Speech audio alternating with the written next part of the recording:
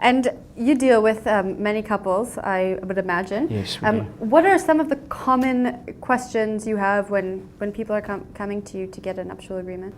Well, generally, people's queries revolve around why they should, which I think we've covered. Yes. They revolve around the formalities involved and what the contract will mean. There are various forms of antenuptial contract and various terms that go into them.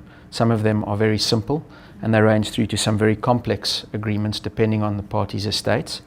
But generally speaking, those are the kind of questions that people ask, and then we invariably get to whether or not they should insert accrual into the antenuptial contract, because invariably they've been speaking to their friends and families and acquaintances about the fact that they're embarking on this transaction, for want of a better word, and accrual always comes up. So we need to explain to them what the accrual means and how it affects them.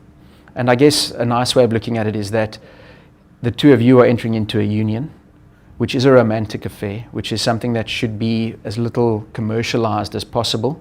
And one way to minimize any fears you might have over the stigma that might or might not be attached to entering into an antenuptial contract is to do so with accrual, because it effectively places you on equal footing from the date of your marriage.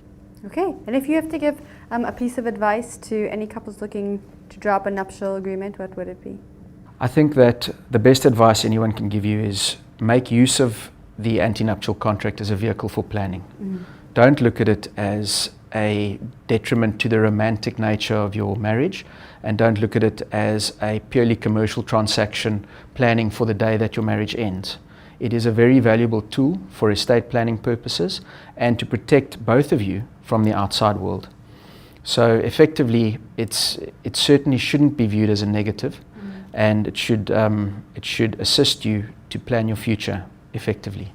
Ultimately, at the end of the day, if you're planning to have children and you are planning for one of you to be a stay-at-home parent, either the husband or the wife, then I would always suggest that you include the accrual system in your estate.